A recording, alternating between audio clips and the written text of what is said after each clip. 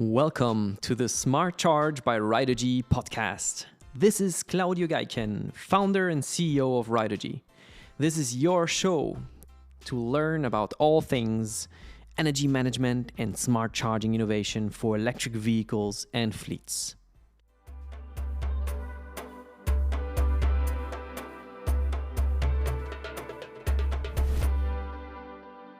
All right.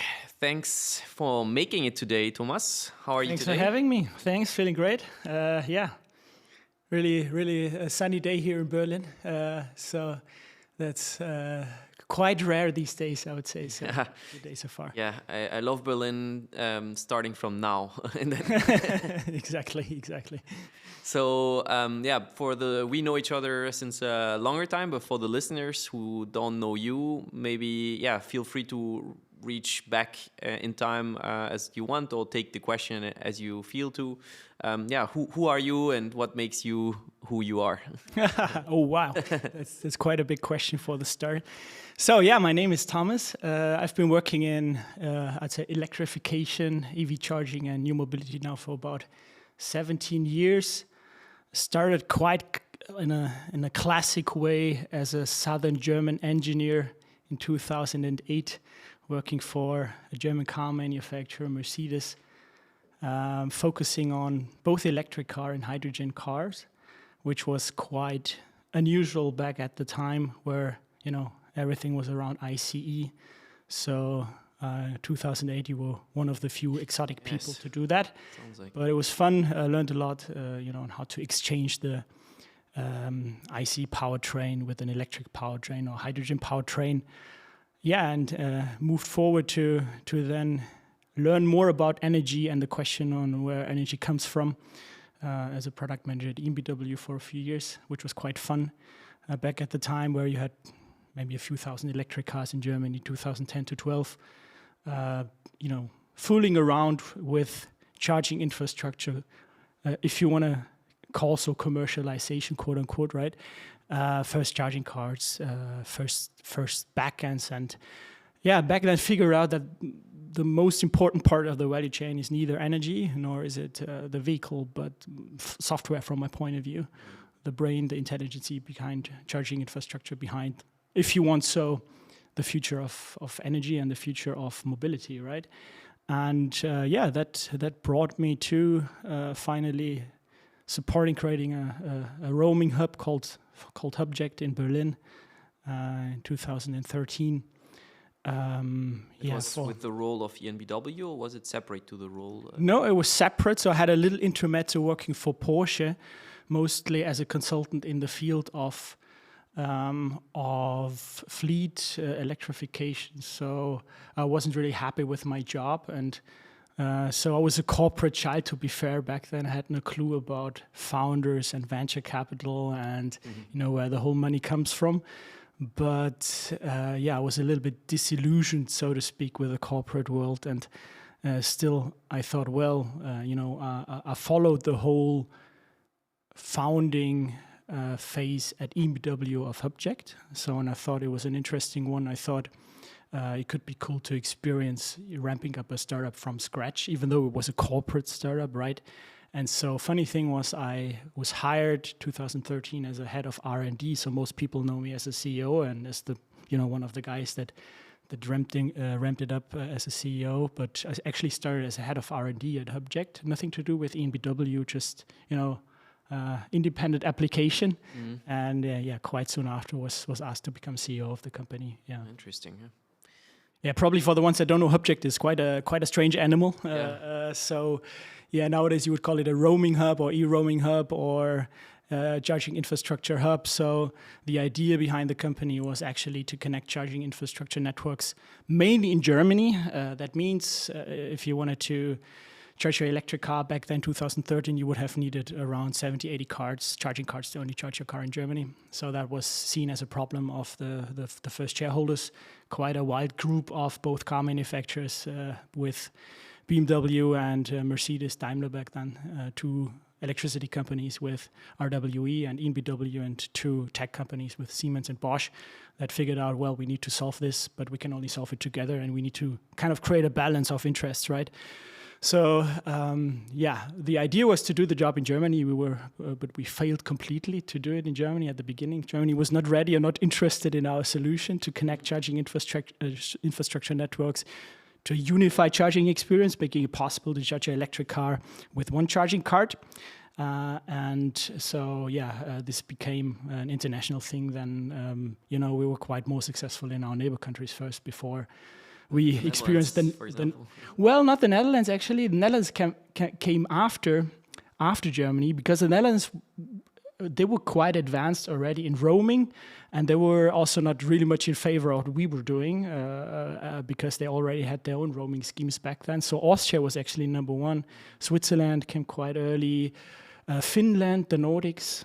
This was my first kind of target market. Denmark, and later Germany. But it was textbook development. I would say, being laughed at for 2 to 3 years, and then at some point experiencing the network effect. And from that point onwards, sales cycles became quite fast and much more straightforward compared to the beginning. But it was an interesting journey, and really enjoyed doing it for over six years. To finally create my own company after 6 years, we created this player that was doing good in Europe and spread the word in second geographical area was Japan, and finally created daughter companies in the US and China. And then after 6 years, I asked myself, like, okay, I'm now CEO of this company that has quite done a good job. In most of the markets we had we more or less a monopolist because our competitors were quite weak. And so I asked myself, I was like, okay, should I extend this journey? I had a quite nice offer on the table from the shareholders for 5 more years, and I thought this was really, flattering, and we had a quite strong bond and was really respectful relationship to the shareholders. But finally decided to do something by myself, and I come from an entrepreneurial family, and I think the entrepreneurial DNA, the question, do you want to be a hired CEO for the rest of your life, or do you want to do something by yourself? So this was stronger. So finally led to the creation of Cosmic Cat Group, which brought me here today. Yeah. All right. Yeah. Now I have plenty of questions. Sure. Yeah. Let me see where to start. So maybe let's start with the beginning. So you started with the OEM, a vehicle OEM, and moving into the energy space. And then basically going to the intersection of both. Exactly. So what was the motivation of leaving the OEM? For example, there are people that mostly if they are within OEMs, they stay there. I think it's not at that time, maybe was not that common. Not at all. Yeah. Right. Yeah, it's a great question. So I have to mention that before my first position as a project manager at Mercedes for electric cars and hydrogen cars, during my studies, I worked for Fraunhofer Institute for 4 years. This is the biggest solar power institute in Freiburg. I worked there for more or less during all of my studies, so I always had a connection to renewable energies. And in parallel, I made internships at already working for car manufacturers. So this intersection was always interesting to me. Probably the link to renewable energy and energy production was always stronger than vehicles. I was never really a vehicle guy at all. I don't own a vehicle nowadays or today. So this was always there. But in the end of the day, it was possible. I joined Mercedes back then, also together with a scholarship, an MBA scholarship that was basically financed by Mercedes. So nice. It was also just a possibility to start there. And for me, the journey's just started with understanding how an electric car works. What are the components? I was responsible for aero management, in particular for the hydrogen B class, and I can tell you, there were a lot of errors and problems back then with this car. So that was quite fun to really understand the vehicle as a whole. And then, you asked about the transition. So to be very concrete, fun story, when I told my boss back then, that I wanted to join the other side of the force, meaning energy, he kind of laughed at me and told me that, well, you're now working for the probably sexiest car manufacturer around the world, and you now want to join a a half publicly owned utility that is super unsexy. And that was back then the connotation of energy providers. And I think to a certain extent that still is, right? So that was completely unpopular. And I mean, for Swabian car manufacturers, back at the time, it was very common to work there your whole life. So also, for instance, my oldest brother, he's 12 years older. He's been working for Mercedes, and I think that's quite a cool thing, right? But he's been working there for over 25 years, right? So this was the thing back then. But I'm very happy with the decision because it gave me the freedom to really, experience much more. So Mercedes back then was a huge corporate animal already, and EMBW, to my surprise, wasn't. So talking about corporates, the one point you made, and then the startup DNA that is in your family, maybe you can elaborate on why you think you are not the type of corporate person, and how come the family DNA, maybe you can elaborate as well on how that shaped you. Yeah, sure, of course. Yeah, well, I wouldn't say that I have an issue with the corporate world or I didn't fit in. So I think what I can put on the table today is that I feel pretty comfortable working with the corporate world, but also with a startup or scale-up world, or in the startup and scale-up world. Originally, my family comes from making all different kinds of stuff with wood. So I come from a carpenter family. Interesting. Yeah, 4th generation. So now my brother took over probably 15, 20 years ago. So I have 3 older brothers. So the second oldest took over, which was clear already when he was, 15 or something. So there's no real dynasty, no real argument about the 4 brothers and who's going to do it. So, and my grandfather started the whole thing a very long time ago. And since then, it's just been a small, village carpentry, but definitely something that shaped me in a way that, if you grow up in a family where there's no real separation of what's going on in the fabric and the house, so it's kind of more or less one thing. This really shapes you, I guess, and I think. On the long term, it was always clear for me to become an entrepreneur or do something by myself. But this was also not really a thing growing up in Upper Swabian, where the world is still okay. Mm-hmm. This is one of the richest places in Germany. One of the places where there's no unemployment. There's a lot of Mittelstand industry, big companies like Boehringer Ingelheim or Liebherr. So. It's not a real thing to start your own business there, I guess. At least not definitely not as a software guy, a software entrepreneur. So, that was not it was not given that I would start that right from scratch. So I more went down the boring classic way, I guess, working for big car manufacturers and utility companies before doing something by myself.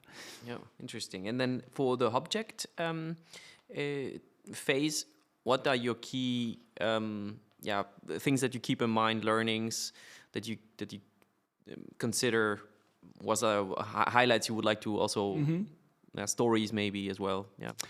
Well, I probably could write a book about it, and I mean, first of all, I'm incredibly thankful for that phase, even though it was a lot of blood, sweat, and tears, working 24/7 for 6 years, and ramping up a company that's now still active on 3 different continents and it's doing good and also finally making money, which is still rare in EV charging software, So for me, being appointed CEO at an age of 31 was something really special, and the learning I can take from this phase are still something that has helped me a lot. And where to start with Hubject? I mean, I guess the thing that I mentioned at the very beginning, the courage and to a certain extent also the naivety, even though being a corporate child, to spread the word spread the word in other geographies, in other regions, quite at early stage, and really believe on that network effect. I think that was something that was a risk we took. We believed in, but also, as said, with a certain extent of naivety. So I give you an example. Back then, when I was working in sales quite a lot in the Nordics, so I had a board meeting, and shareholders asked me about, like, who are the new clients, what is the latest development in sales, and I was like, yeah, I'm quite happy. I closed my first deal in Finland with a small player, 2-people company. Like, what are you doing in Finland? You should do your job in Germany. That back then 2-people player company is now called Virta, and it's now one of the biggest players in Europe. And I think they benefited from the network effect, and we did. And so it wasn't really too necessary at the very beginning, because it was a number crunchy game about coverage and how many charge points you had on the platform. And that, of course, also the quality and the technical, legal and business framework. You basically came up to connect the charging infrastructure. So every charge point in every country helped to, at some point, create enough leverage for a network effect. And that was a huge learning, because, of course, you can read about it. There's a lot of stuff in the academic world about network effects and different models to generate network effects. But if you experience it, it's a different thing. And I would also say, if you look at what has been happening over the last years, the big dying of former legends in charging infrastructure, most of them, they have been they're positioned as vertical players. What are you thinking about? Well, EVBox, for instance, Landis & Gyr lately. The list is long. The New Motion, some of them have been acquired mostly by oil companies or car manufacturers, has to be. But most of them has positioned as vertical players. So what does that mean? They believed in providing end-to-end solutions, including hardware, software, and service. And Hubject was quite the opposite. For us, it was always clear that we only want to position ourselves as a marketplace and B2B layer, which was sometimes tough, because it could have been easy to just dip the switch and become an EMSP, an e-mobility service provider, and sell charging cards, turn a B2B business into a B2C business, or a B2B2C business, provide charging cards and charging apps, and then, of course, owning the end consumer, right? But I think for us, it was always clear that this will never be the path. And until that day, Hubject is a pure B2B play, a pure marketplace ecosystem. And I think that was a wise decision, because therefore, with that strategy, we could remain lean. We could just focus on our core, where we were really strong at, and not getting lost in also all the competitive fights, both on a back-end level, like charging back-end level, on an EMSP level. So I think that was, after all, the right strategy, even though, over the years, some of the other players were much more successful, but not on the long term, because I think, to concentrate your efforts on all of these battles, I think that was quite tough for a lot of players. So one thing I'm very interested in, especially just maybe for the listeners, so these roaming platforms, they are, as you said, the essential to get the charge point operators and the so-called charge cards, MSPs, or the apps that you use to activate the charging sessions, to connect those in a leaner way. Now, how did you take inspiration from the telco industry when you started Hubject? Do you remember also how the setup was? And so from a historical standpoint, maybe, or from an analogous standpoint, what can you learn from the telco or other industries maybe that have similar setups, especially nowadays, where there is lots of criticism as well on the current setup, in the sense that it might be too costly for the long run, and maybe you also have ideas on how we could make it better, or what would be a better setup than we currently have. Yeah, totally. It's a great question. And to start with, and to be fair, even though I think it's quite popular that corporate people call themselves co-founders or founders. Hubject was never a company that was founded by entrepreneurs. It was founded by 6 heavyweights from the German industry, right? And it derived, and nowadays a lot of people don't know that anymore, but it actually derived from a funded research project called Green Emotion. And back then, actually, IBM was the main driver of the project, which later became something like a competitor, but not too successful. But the German car manufacturers were also participating in this project, and they developed the idea already of a roaming platform that was more or less inspired by the telco industry. But they were not allowed to commercialize it. And so this was the point where they decided, well, can we bring this to a commercial level outside of the funding of the research project, right? And that led to the co-creation of Hubject back then. There are in fact a lot of analogies to telco, in particular the separation of the networks, the grids. I think we nowadays have 3 telco grids, or 3 telco networks, if I remember correctly, in Germany. Yeah, but we have hundreds of mobile phone service providers. Right. Like, you can get it in a supermarket and you get Aldi Talk or Lidl in Germany, right? These are all virtual providers that don't own any network. And so the idea was to come up with something similar, of course, also driven with the strategic interest of the car manufacturers to own the EV driver or to provide a good answer on for their customers on, hey, where can I charge my electric car and how? Like, do I need a charging card? Do I need an app? Do I just need to plug in and everything happens automatically? So that answer back then wasn't there. And also, if you did mystery shopping on the first electric cars, it was horrible. You didn't get a proper answer. Sometimes even people at the dealers lied to you about how to charge an electric car. And so finally they created a Hubject, and Hubject was positioned as and is still positioned mainly, and that's different to the telco industry. I'll tell you why in a second. It's mainly positioned as a connectivity player. So what Hubject basically does in the core is just making sure that you can find the next charging station, so aggregating point of interest data, static and dynamic data for charging stations, number one. Finding the station, so leading you to the right point, providing the data, then getting access.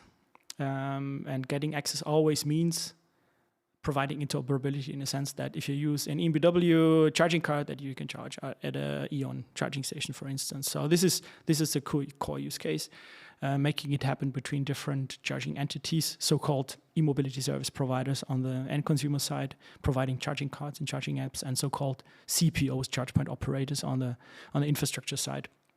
And finally, making sure that all the data that is needed to open the charging station and authorize the consumer, the EV driver, and then exchanging these transactions information with all parties. That was and still is the core job of a roaming platform and Hubject. Of course, meanwhile, you can dig deeper, talking about financial services, clearing, billing, settlement, reconciliation, debt collection, all of this. So I think it was a very cool and wise step of Hubject to create an entity with a BaFin license, now called Hubject Financial Services. I think that was always a plan, and I think the timing was also now perfect to do so, dig a little deeper into the financial transaction world. But to go back to the telco comparison, clearing houses in telco mainly only take care of the financial transaction, whereas Hubject only took care of the connectivity service. And now they're, extending their footprint to financial services. But we learned a lot from the telcos, and also it was quite fun at the beginning if you talk to Vodafone or Telecom, which were also players back then, because in the early days, a lot of telco providers tried their luck as e-mobility service providers. Oh, really? Yeah. They were like, well, please do a better job than we did at the beginning, because the idea of the clearinghouse also to make it happen as a connectivity layer didn't work out for the telcos, as far as I understand, which lead to a lot of chaos of bilateral connections and different service qualities. And Do you know who would be the Hubject of the telco industry? Yeah, there are a few. As far as I learned, there are a few clearing houses in the telco industries. With one, we also work together. It's a company from Israel. Fortunately, forgot the names. I have to admit, but there are only two of. Similar to EV roaming, there are only a few players that are doing the job. So handling multi-millions of transactions and clearing these transactions, but only mainly as a financial layer. Yeah. Interesting. Yeah, I guess also financial industry. There might be analogies in different industries, but without getting too much into detail there. Yeah. And then, this is maybe a very specific now industry question, but still it's relevant in this context. Is like there's this new startup called EMSP that I think is trying to revolutionize the way this communication layers, connectivity layer works. What's your view on especially how it compares with Object and the relevance of such a new startup? Sure. Yeah. I think it'll be super interesting, and I think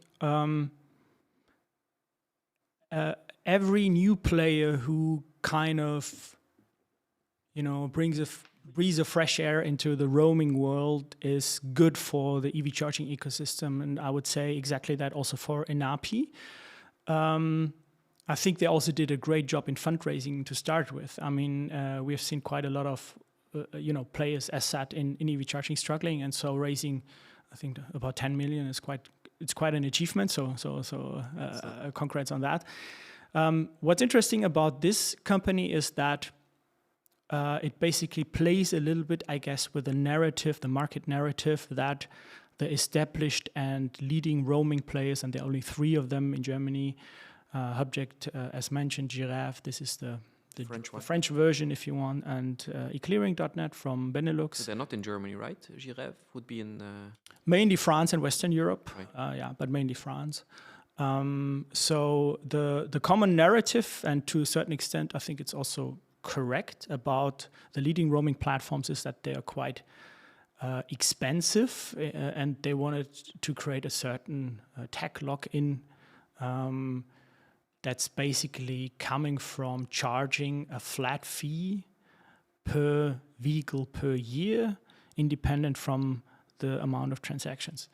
And so ENAPI positions exactly at that point by saying we want to democratize connectivity, and we want to basically grow a network by providing this for free, and then later charge clients voluntarily on the, if you want, cooler stuff like the financial clearing and smart charging and all the cool services you can put on top. I think it's a great idea, and I think also like if you look how a lot of networks, I guess we all know about the Facebook example grew, was that the service was for free for years, and at some point they figured out how to make money with it. And I think this is more or less the same strategy. So I think it's exciting, I think it's cool, and I think it will also help the main roaming platforms to move a little faster, and they're also now big companies, right? So to sharpen their focus and be a little bit more agile.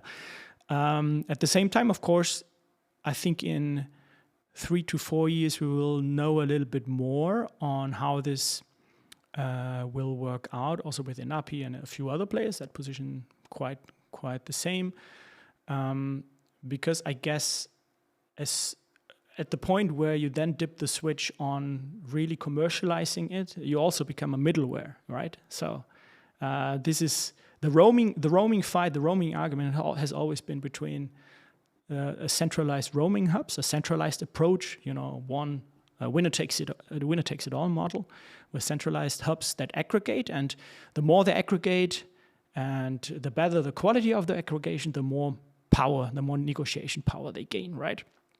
Now, we have seen OCPI, a lot of abbreviations, I'm sorry for that, but this is EV charging. So we'll provide a glossary for the podcast. But with the rise of OCPI, so for the listeners, this is a protocol that enables roaming on a peer-to-peer level that basically cuts out the middleman. Middleman is Object in this case, or roaming hub.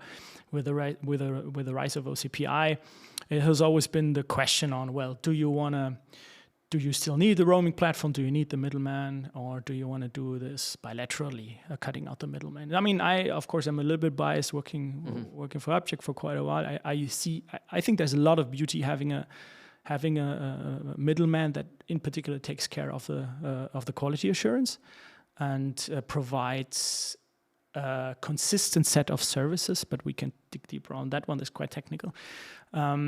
But of course, there is a right to play for peer-to-peer players as well. And so this has always been the big question, are you on the peer-to-peer side or are you on the hub side? I think for me, it's not an either or. I think both ways have some benefits. But I do think that, in particular for smaller players like Stadtwerke, German utilities, or in France,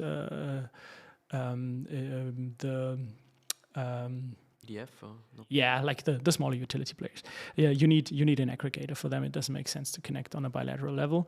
But my point is that as soon as you want to dip the switch to basically make money as a centralized hub, being it on financial transactions, being it on smart charging, you become the middleware that, once you become the middleware, maybe that doesn't have the positive connotation anymore, and you also control and you also create some kind of lock-in naturally, right? And I think this will be the interesting point also for players like ENAPI. First of all, to aggregate enough critical mass, but I think from what I've seen, they have done a great job, and also quite smart founders, intelligent people. They have done a good job on it, but critical mass is important, and then of course also executing on the roaming services, and then making sure that the fate of the current dominating roaming hubs is not their fate, being the middleware is like that everyone wants to cut out. Yeah, interesting analysis. Thanks for that. So switching gears to Cosmic Cat. So you said you did that a few years ago, and so I understand you have been running quite a few types of services and projects. Maybe you can just share a bit of the essence behind Cosmic Cat, the why, what you want to achieve with it, and what you have achieved with it, and share a few stories or projects that you are particularly proud of, or that you think are worth highlighting. Yeah, of course. Yeah, Cosmic Cat is basically a small group of friends that have met mainly at Hubject or around Hubject, and still friends and still working together. So this is now 12 years ago. The idea behind Cosmic Cat was to create a strategy boutique for new mobility and new energy services. That means with Hubject connecting hundreds of players to the hub, and connecting 100,000 of charging stations to the hub. We have seen quite a lot in the realm of electricity generation, utilities, car manufacturers, software players, CPOs, EMSPs, and so on. And of course, the network that we managed to create, because sales cycles were quite cruel at Hubject, in particular at the beginning, was quite tempting to basically expand our footprint a little bit, and not only talk about charging, but create a strategy house for what you would call the future of mobility and energy. So the idea was to do more than only EV charging and more than only electrification, also focusing on digitization of fleets, on the vehicle as a mobile computer and all the cool stuff you can do with it. Considering mobility rather as a service than just a hardware sales-driven business.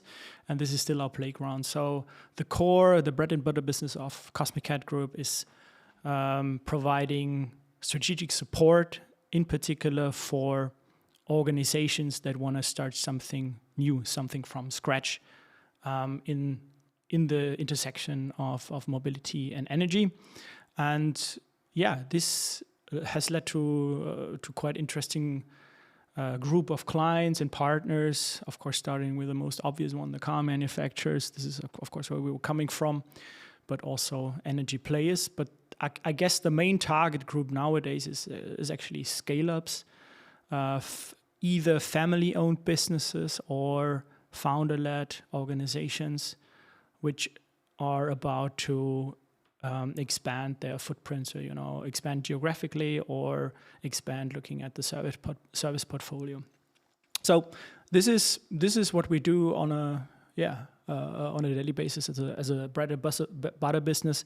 I myself have been also digging deeper into where the money comes from. I mentioned it. So with Hubcheck, we had 6 founding shareholders, all strategic shareholders, all huge companies. Then number 7 was Volkswagen, 2016. Number 8 was Enel, 2018-19. And so I wanted to learn, with Cosmic Cat, my idea was also to learn a little bit more about venture capital, about private equity.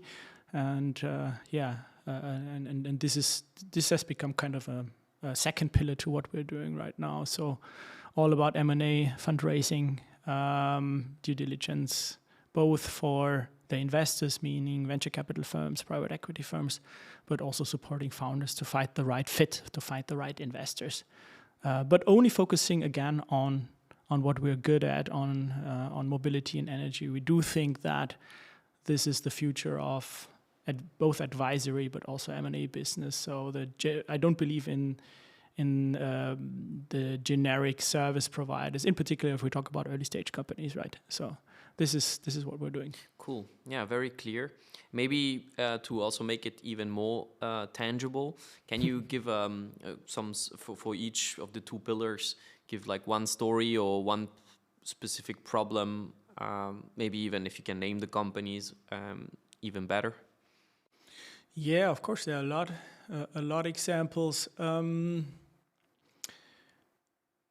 So maybe what's interesting for the listeners right now is that we have been working with players in logistics to electrify their fleets, and to maybe the surprise of some listeners, in particular, the electrification of trucks or long-haul vehicles have been quite interesting and taken up. And so what we are doing for these players is different things. So it starts with the question on how to charge an electric truck. So if you drive an electric truck to an extent that you want to use it most of the time, you want to drive it most of the time, you can get up to 500 megawatt hours of electricity consumption a year. That's around 125 households. So what's also different to passenger cars is that all these business cases are quite plannable. So you know where these trucks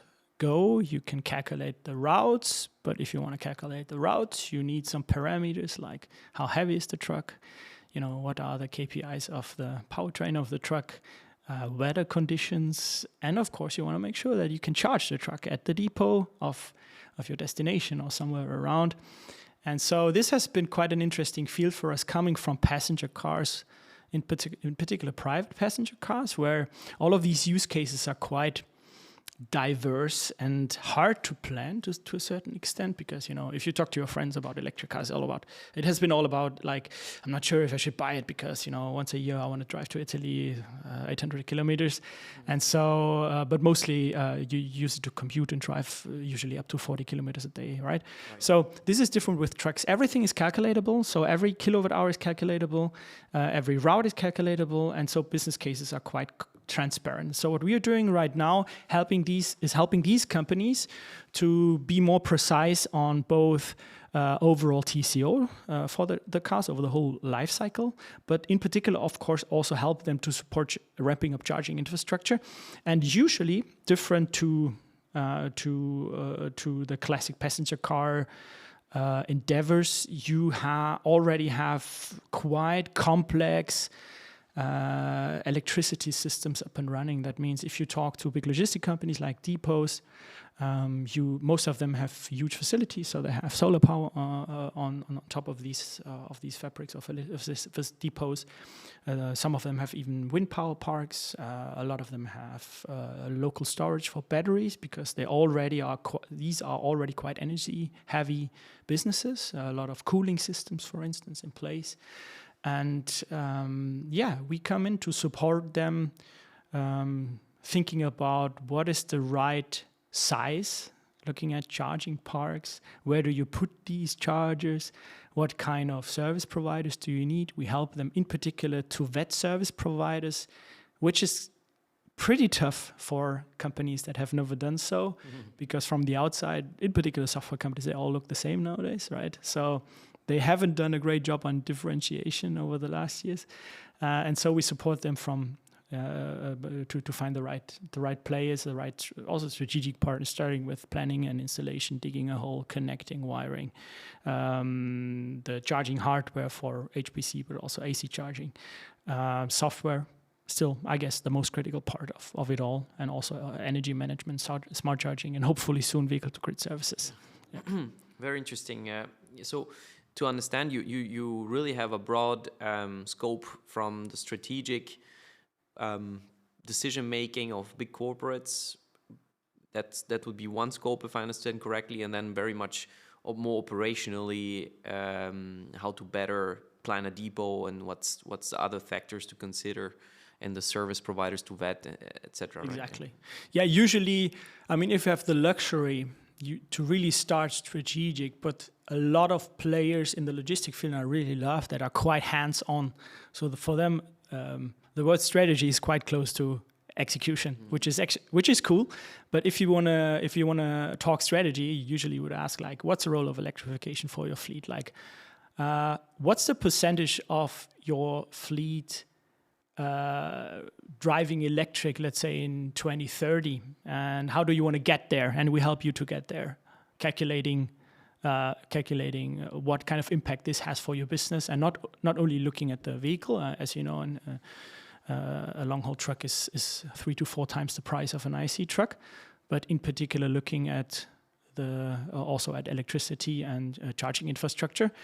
And of course, now what's cool about it is that a few years ago it was all about the common narrative in the market was that, well, electrification is cool or electric vehicles might make it for last mile delivery, for light electric vehicles, for electric vans, but long haul will be far out in the future, and everyone's talking about hydrogen for long haul. And now this is completely changing. I can tell you, like if you manage to control the electricity price, you can create positive TCO already on pretty short notice. That means we have clients that are aiming in electrifying their fleet, their truck fleet, as soon as possible, and are super progressive about it. And this is something I haven't seen coming like 3 to 5 years ago, I have to be honest. Even without subsidies, are we talking about? Or? Well, of course, subsidies still play a role, like carbon credits, and of course now with hopefully the foundation of the new government, that's hopefully rather sooner than later.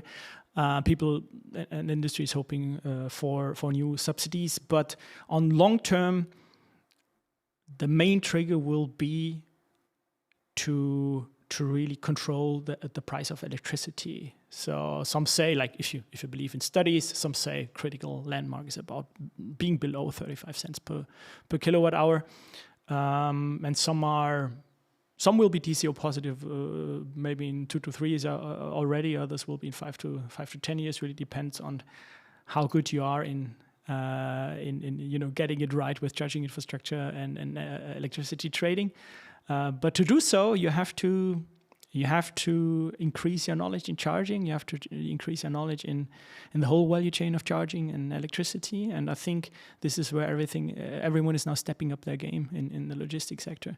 Yeah, and especially if we're talking about logistics, one thing that I find also interesting is the value chain is not straightforward to understand who is responsible for what. So I'll be also curious to hear your view on this, especially this one truck owners. They're like companies that own very few trucks. These people might have more difficulties to really make the switch or get the time as well to make the time to plan the switch to electric mobility. And I'm assuming you're talking more with SMEs that are a bit larger, or even the very big DHL and Co. Nagel that are able to cope and plan and for the transition, right?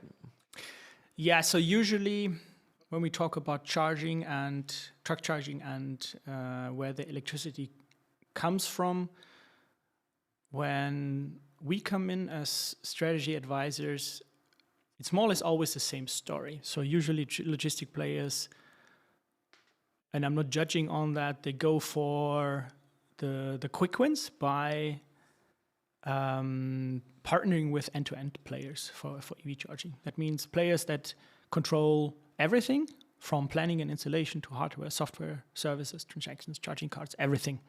And of course, the beauty of it is that if they do a good job, it's easy for you as a client because you get everything from one player, one-stop shop, everything out of the box. Right. But at the same time, it's a black box for you. So the learning curve is quite questionable if you do so. You lose a lot of control over what you're doing, in particular if you're a bigger logistic companies where this will become a critical factor. And therefore, usually what we do is at the very beginning rather focusing on knowledge transfer, on what are the different roles in the value chain, what do they add to the value creation, talking about software backends, for instance, comparing hardware solutions, what's the difference between an Alpitronic and Kempower Eco Energetica charger, for instance. And making sure that we will find an organization in a few months that really can do the deep dive on technology, on looking at cost drivers, looking at revenue drivers, and then take it from there to really vet the right service providers for every particular client and making sure that there is the right fit for the respective size. Of course, if you are a logistic companies with two trucks, probably wouldn't make sense to put everything to separate everything and then do a separate contract with a backend and a hardware manufacturer and so on. So there is of course a beauty in an end-to-end offer, but for the big players, mostly our strategy is to separate those parts of the value chain and then together with the client make a decision on what's the right strategy to achieve our goals and what are the right partners to do so. And in most cases, there are a lot of stranded assets, to be fair with you. There are a lot of stranded assets because wrong decisions have been made. And there's a lack of control both on the technological side but also contractually. And this is something we want to change with our clients to, in best case, not only see charging infrastructure as something they have to do, but something they want to do and turning a cost center into a profit center. So this is the idea. Okay, interesting. And considering we talk a bit about the roles and how you try to provide this granularity compared to this black box, is there any, as you have so much history now in the industry, is there any trend that you see for the upcoming years of how the different market players provide solution providers that are relevant for fleets, how these are going to develop? Yeah, totally. Great question. So here's the bad news. It will become even more complex than it is already. Why is that? So if you talk to venture capital companies or investors and you introduce them into, the wonders of EV charging and all of these roles that we have just started to discuss, being at the CPO, the backend, the roaming hub, the EMSP, all of these abbreviations. I think the setup as we see it nowadays for, in particular, logistic use cases is not sufficient yet. That means if you talk to classic software providers coming from charging about logistic use cases, fleet use cases, you will not get sufficient answers for a lot of these needs that logistic players already have. I'll give you one very easy example. That's booking and reservation. Talk to big EMSPs in Europe, and they will tell you reservation is not really helpful because they all come from passenger cars. They all think about ICE cars blocking the station, and then you don't have, and then you provide a bad customer experience because the EV driver, sees basically is confronted with an ICE blocking the charging station. Of course, for privately owned depots, that are basically secure 24/7. This use case is there. There are no blocking IC cars for privately owned or for truck stations on privately owned grounds, right? And so this is urgently needed to have a booking solution to make sure that I have my route with my e-truck. Every second counts, every kilowatt hour counts. I need to be 100% sure that this charging session will take place at a particular time. And so this is a critical feature, but this is just one out of many. We are currently also talking about the overall efficiency and readiness of the value chain. We are currently at about 85% success rate on average of if you look at charging sessions. That means 50% of the charging session fail or have an issue. 1.5, which is a crazy number, right? And this has even been worse a few years ago. Quite a few popular examples, and it's been even worse in the US compared to Europe, actually. But this is, of course, the job as a whole industry, starting from, of course, hardware manufacturers, but also all the other layers to make this more, make this more reliable, and in particular talking about commercial use cases like logistic use cases. This is mission critical. I mean, we can't deal with that situation any longer. And this is the job of everyone in the market, but in particular the hardware and software players. If you want to look at a more macro perspective on what will happen, my personal take on it is that we will see two worlds merge that are currently completely disconnected to each other. And this is the world of charging infrastructure, meaning charging data, OCPP, OCPI, and so on, and the world of vehicle data and dispatching logistic data flows, so ramping systems, TMS, and so on. And so currently they're disconnected. So you, for asset management of vehicles, you might use a company like Webfleet, or use telematic solutions like Geotab. This is the one side of the equation. For charging infrastructure, you might use a backend like Monta or Virta or Drives. And I think those two worlds will meet and to a certain extent also compete. And then we'll see new services that are critical for, in particular, logistics sector. But this will also help private users.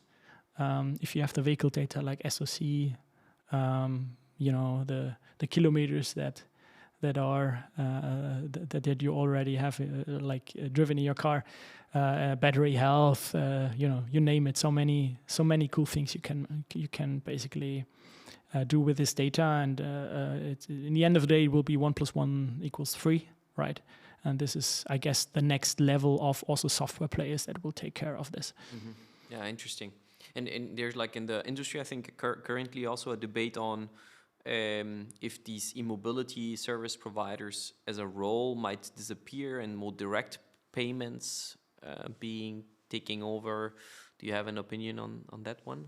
Yes, I do. Same here. We have seen quite a lot of religious discussions in EV charging. One I mentioned, the one about peer-to-peer versus roaming hubs.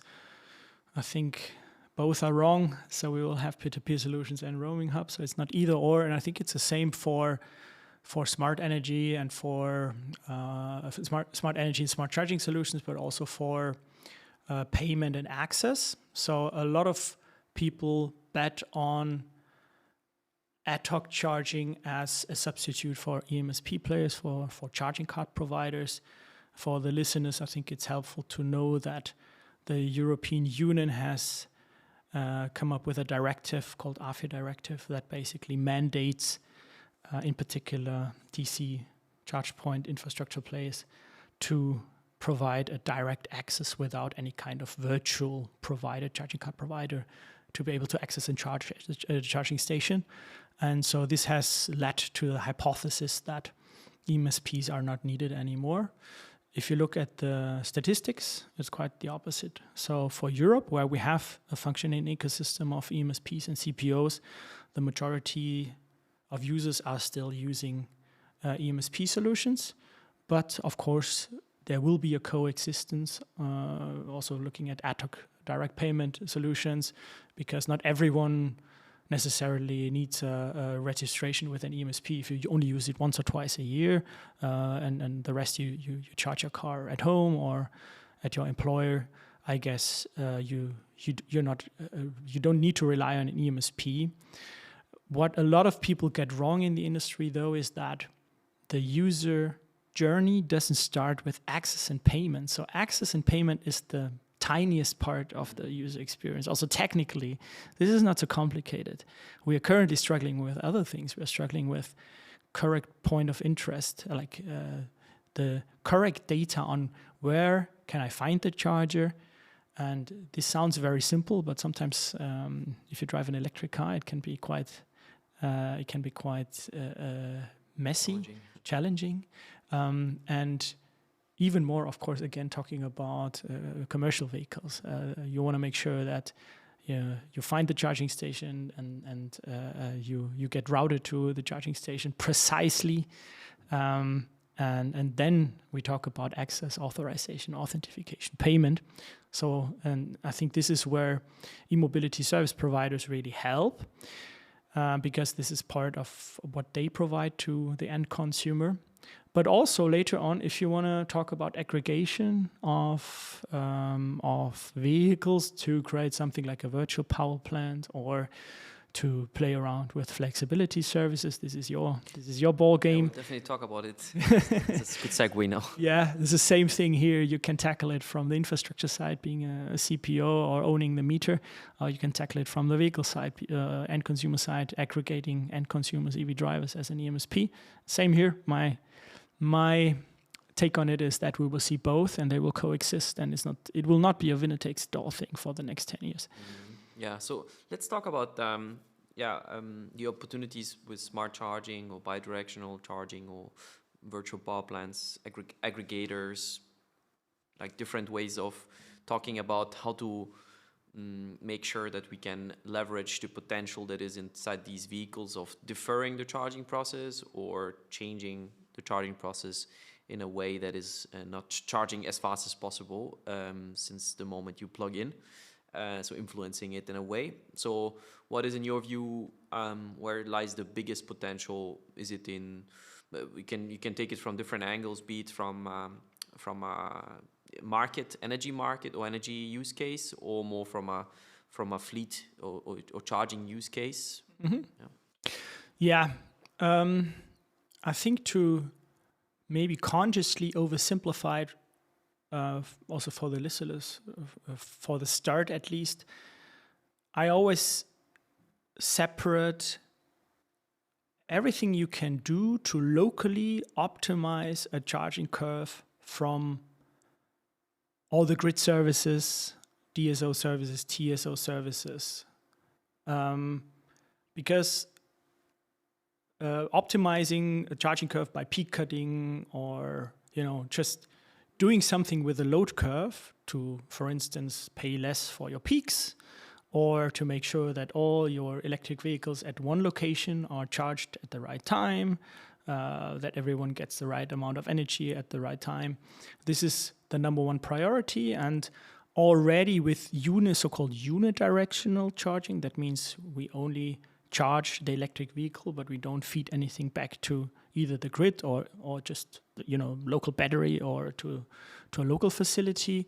You can do great things. Unfortunately, what we see in the market is that all those services, and you know this better than I do, but all those services for local optimization, for local smart charging, have been mixed up, and then for the consumer, it's quite hard to differentiate, and in particular on a B2B level. What do I really get when I book a smart charging service from a CPMS, a charge point management system, a backend system, or an end-to-end service provider for charging? What's inside the box? So this is quite hard to differentiate, and it gets even more messier.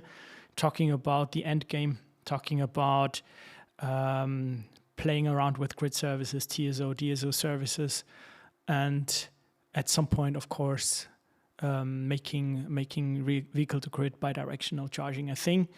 So for me, the magic, and it sounds quite trivial, but for me, the magic lies in productization of these services. And this is where the industry is currently lacking in, right? So what do I get as a logistic player, talking about logistics again, what do I get as a private household, as the owner of a house, as the owner of a flat? What do I get if I live in a multi-dwelling house? I'm just a tenant. When we talk about local optimization, it's smart charging. What's the gain? Do I save? Does it do any good to my electricity bill? Or what do I get and what do I pay for it? Right. And I think, again, starting with local optimization, smart charging, I want to see a concrete value proposition of service providers. I want to see this functionally and commercially, and the same then for the more complex use cases.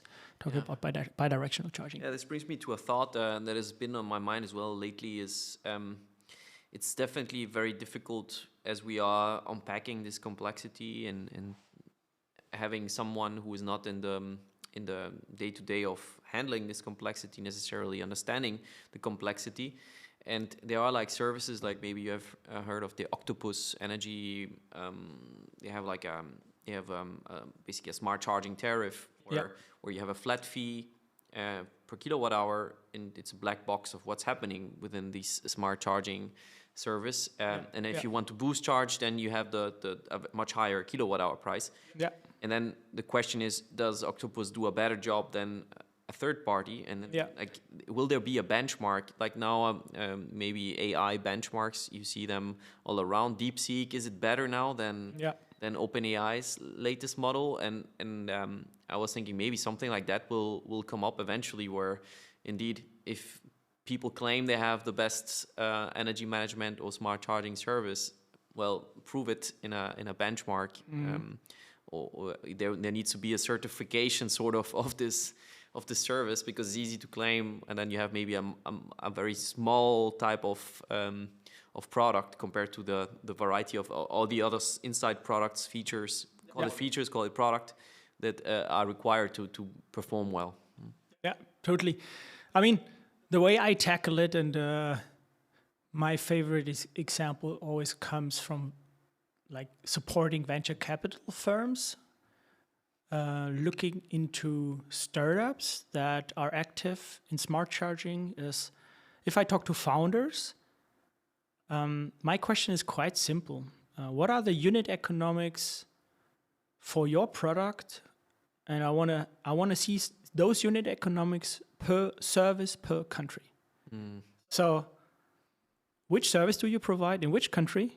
And how much money do you make, or how much potential to save money do you guarantee your client? And then, of course, how do you productize it? Right. Unfortunately, I would say 95% of the startups have a quite vague answer. And the reason for this is quite obvious, because, as you know, energy markets are quite complex. The way to do it in the Nordics, where you have almost 100% of the households are equipped with smart meters, is just different to how you would do it in Germany. And then the marketplaces are quite complex and different. So no pun intended. But this needs to be answered. If you really want to productize it to an extent that you want to sell this to a client, you want to have traction, you need to productize it and make this digestible and also understandable. What's the concrete gain for the client? And to be concrete, if you believe studies, and now there are, fortunately, you mentioned one example. There are players out there that already make money or have success stories out. We see success stories out there around smart charging. For the listeners, most experts talk about 1,000 to 3,000 euros per vehicle per year as a potential, if you want to say, revenue stream. When we talk about smart charging and vehicle to grid. And this might lead to the fact that in 10 years, you can make more money with your car than the cost of the car itself, which is pretty cool, actually. I guess we are currently more on the 1,000 euro side of things with what we see nowadays. But talking about verticalization, I think it will be super interesting on who will be the winners of this game. You mentioned Octopus. We see quite a few players that bundle the intelligency for smart charging, which is mainly a software and trading game with providing the electricity tariff. So this is a way of verticalization. It seems to prove successful if you look at a few players, but there are also players that only do this as a pure software SaaS game, a SaaS approach, to not interfere with the interest of their own clients, which might be utilities, which might be energy companies, right? Right. I think that also like with EV charging over the last 10 years, we have seen that fight in EV charging of verticalization, horizontalization. I think we will see exactly the same now in smart charging, which will be super interesting. And I think there will be winners on, again, unfortunately, not the easy answer, but you will see winners on both ends. So maybe it's linked to what we just discussed. You mentioned that you are also startup advisor, and then not only for startups, but also scale-ups and bigger corporates. So. Yeah. Maybe for that topic, but also broader in a strategy, or you can also take it from a mindset perspective, or what you would say it takes, what you have seen successful companies or founders do compared to others, what you would recommend to do. Yeah. Well,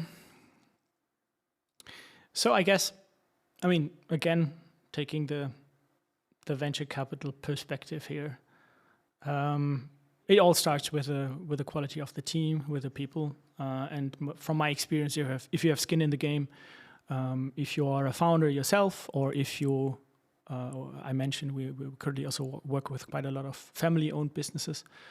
My experience is that this skin in the game really helps to drive a thing, and this is a competitive advantage compared to big corporations, where obviously it's more about politics and agility. Is the bigger the organization and the less skin you have in the game, the harder it gets to really drive something and be fast and really focus on what you want to achieve. But I think that's common sense, right? If we look into EV charging and smart energy as a thing, I think it's again really important to understand on where you want to really be really good at, and which battles you want to fight and which battles you want to leave out. Choosing the right niche. Exactly, choosing the right niche, choosing on where you want to focus, hyper focus on these things, because again, talking about the marriage of the EV charging ecosystem and the fleet SaaS asset management ecosystem. I mean, you can get lost so easy by doing everything a little bit. Right. So I think nothing new here. Also, being really sharp on your value proposition, and then execution, I think, is key. There are so many cool ideas out there, both in the corporate world, but also looking at the startup ecosystem here in Europe or in the US and China. But successful founders are great in building teams that can execute really fast, and that obviously are also happy to fail fast and learn and stand up and do it again and again and again and again. Mm-hmm. Yeah. One thing that also caught my attention that I wanted to ask you, that is related with Mike Johans, we had as a guest previously, with DevPower, and then was working at corporates with Ellie, etc. And then he worked for he's from Belgium originally, but worked a lot in Germany. And then the bottom line was, yes, indeed, startups are able to move faster and have the impact. But also Germany as a country, he seemed to be a bit frustrated, and saying like maybe some other countries are moving faster, and then it might make sense, especially for the smart charging, etc. topic, to try it out in other countries. Do you have a similar view, or actually you think Germany, even though you said some of the fundamental aspects like meters are still very much behind compared to other countries, we will be front runners in some of these topics? Well, I think the thing is, looking at readiness for all of these cool services that we just briefly discussed, Germany is definitely lacking behind. Germany is one of the last places in the European charts. but at the same time, it's the biggest economy in Europe, and so it will have a role for sure. You can already do a lot of cool things without having smart meters in place. But now, eventually, the smart meter rollout has been decided on, and there's a clear roadmap. You know it better again than I do, on when we will see, a certain coverage of smart meters to do more on this. But I think there's also no news. Most of the cool stuff, the cool services, the trailblazers in smart charging and smart energy are rather coming from the Nordics or Benelux, the Netherlands, where the level of regulation is a little bit more liberal, where we see, higher density and coverage of smart meters, and a stronger appetite also, I guess, to innovate in this context. But I think it's unstoppable, right? This will happen for all over Europe, and we've seen it also in EV charging. I mean, everyone is talking about Norway, about when it comes to the saturation of electric cars and sales rates, which are now all close to 100%, which is super cool and definitely the number one pilot region in the world. But if you really want to position yourself as the, let's say, ultimate, at least winner for the midterm, you have to focus on the core economies. And so this is UK, this is Germany, this is France, and if you only are successful in a fraction of smaller countries like the Nordics, this will not be enough, I guess. Right. And then talking countries is one of the few last chapters, so to say. Today, as we record this, it is the so-called Liberation Day, which I find ironic. Yeah. So where President Trump apparently sees Europe taking advantage of the US, which we can see as a question mark behind it. He has claimed EVs and renewables being a green scam, and then we see efforts, I think, for example, help support to build charging infrastructure or support buying EVs now being removed. How is your view on the US market development in the upcoming near-term, mid-term future? Well, I would love to start talking about the long-term future. I do think the question on where we will move towards on the long term, looking at both the energy but also mobility world, is quite obvious, because now the good news is that I guess these decisions will be made in the biggest economy of the world, and this is China. Looking at where we both have the most vehicles, but also see the biggest growth rates. And so China has already made that decision, moving into electric cars and also looking into renewable energy. I think this is different to the US. A clear strategy in China, and that's good for the whole market in general. If you look at what drives the market, I guess the easiest answer is also price and convenience. Looking at price on the long term, renewable energy will be cheaper all around the world compared to fossil fuels. Not even talking about the environmental questions, which should be much more considered already nowadays, right? But if you really talk about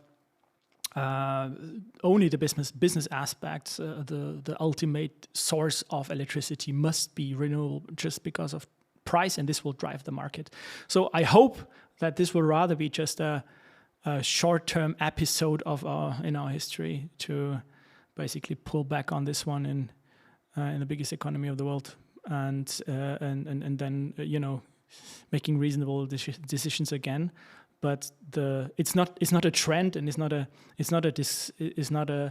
thing which you can even change with your right-wing populist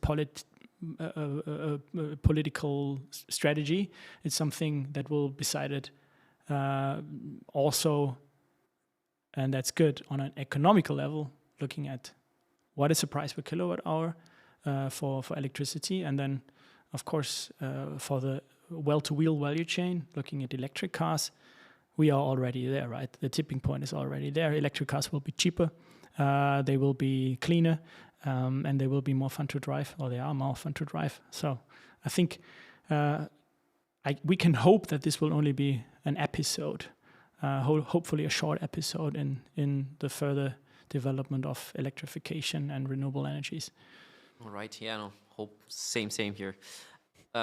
Ethiopia is one very strange animal in the sense of the people here or in the listeners might not have on top of mind of being the first country in the world that has actually banned the sale of internal combustion vehicles. Is there any other example, if you just move away from the typical hotspots that are being discussed upon, that you think in the EV industry is being overlooked, another country in the world that you think is worth highlighting? Good question. I mean, it's probably a common example, but what I think is striking is if you look at Norway, if the incentives are right, and of course the Norwegian incentives, looking at luxury taxes and so on, the way they did it to promote electric cars, they are different, and you cannot copy them one to one for like looking at other countries. But what was interesting and is still interesting in Norway is how smooth this transition was for everyone, for all parts of society to move to electric cars. And I mean, I think this is a great example for everyone who's still afraid of, my mother, my grandmother, my great-grandmother should be able to drive electric, and might have any issues with it. I think getting people in touch with the technology, getting people in touch with and experiencing electric cars, and I mean, we now talk about electric cars. Ultimately, we should get rid of cars, right? Ultimately, we should come up with a smarter ecosystem for mobility and energy. But I think if the incentives are right, and this can, of course, be funding schemes, this can be tax incentives. Try to lower the barrier and get people in touch with the technology and the product as soon as possible. And this is not only for people like us who work in the realm of technology, but also everyone in society. I think this is super critical, and we should have much more courage on that one, because I mean, for the German economy, it's obvious if we will not be successful making this transition, we'll have a huge issue. And so I'm also really doubting about the strategy to pull back on 2035, banning ICE cars. I think the German car manufacturers, the European car manufacturers will on the long term benefit a lot by to some point being forced into electrification. And also mentioning they have done a pretty bad job over the last 10 years.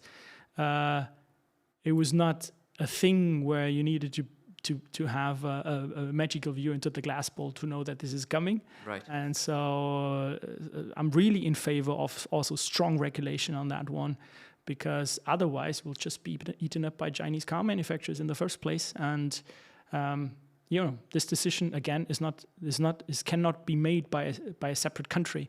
Germany is way too small to talk about to only focus as a car manufacturer, as a service provider on Germany to be successful.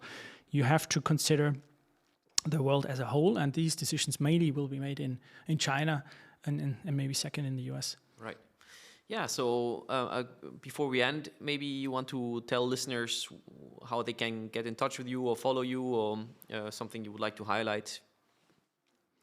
Yeah, for sure. I mean, it's easy to get in touch with us. Just, probably the easiest way is to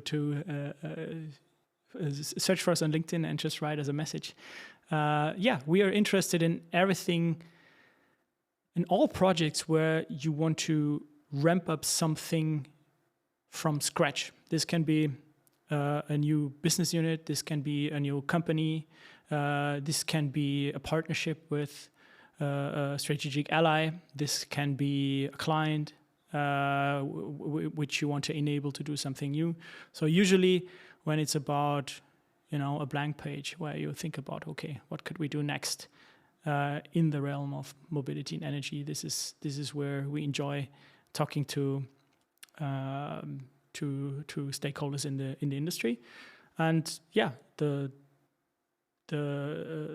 focus is quite broad, I would say, right? So we have political entities amongst our customers. So we work also for the German government for when it comes to questions regarding charging infrastructure. We've done projects for the Indian Ministry of Economy on roaming, car manufacturers, utilities, but mostly scale-ups in the field of services and software as a service. So this is what we enjoy, and we're quite approachable. So always feel free to reach out to my team or me. Cool. Thank you, Thomas, and talk to you soon. Thank you so much, Claudio. It was great being here and talking to you about mobility and energy. Amazing what Thomas shared with us today. I was particularly impressed by his very early engagement in the EV and energy transition back in 2000s, and how he probably is very uniquely placed to understand this space with such detail, with a large OEM working on the first EVs, then transitioning to the first charger business models and testing with ENBW, one of the largest utilities, and then being the manager and co-creator basically of one of the largest players, interconnecting everyone. And so then afterwards focusing on consulting in the space strategically, operationally, so the scope of what he needs to understand, and you could see it from the jargon shared with us, CPMS, OCPI, OCPP, roaming, EMSP, etc., and then his view on business models, innovation, startups, investments.